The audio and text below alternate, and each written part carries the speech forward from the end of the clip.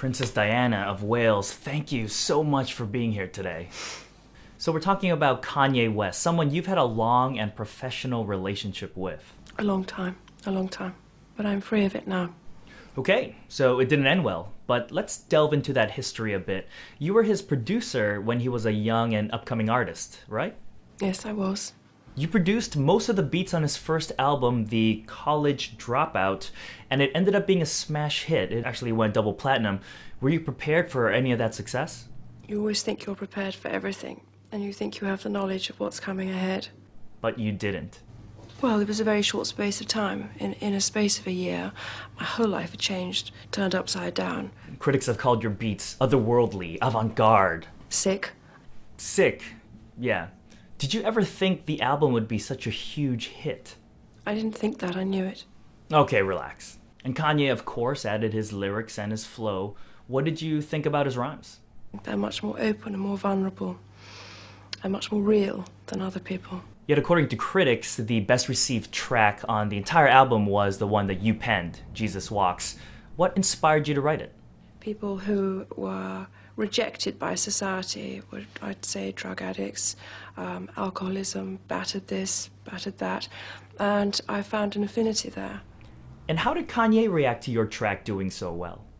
With the media attention came a lot of jealousy, a great deal of complicated situations arose because of that. But you still went on tour with him. We had a 6-week tour, 4 weeks in Australia and 2 weeks in New Zealand, and by the end, when we flew back from New Zealand, I was a different person. A different person? How so? I felt compelled to perform. You didn't want to just make the beats, you wanted to rap. Mm-hmm. The fan reaction when you first took the mic was electric. Well, everybody was thrilled to bits. Let me guess, except Mr. West? I always got more publicity. My work was discussed much more than him. And how was it being a duo at that time?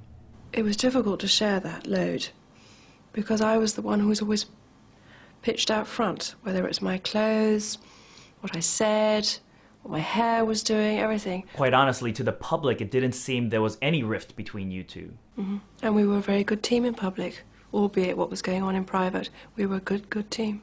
But then Kanye surprised you when he put out his next album, Late Registration, by himself. He did that, and it came out on December the 9th. I was on an engagement up north. I heard it on the radio, and it was just very, very sad, really sad. A fairy tale had come to an end. And so you basically retired for years, shocking the hip-hop community. It surprised them when I took myself out of the game. They hadn't expected that. But you didn't really retire. I mean, reports are that you were still producing beats and performing at smaller clubs in Brooklyn. I did a lot of work, what I call underground, without any media attention, so I never really stopped doing it. I knew I could do it, but I needed people to be patient and give me the space to do it. And now after a decade of work, you're prepping a new album for release.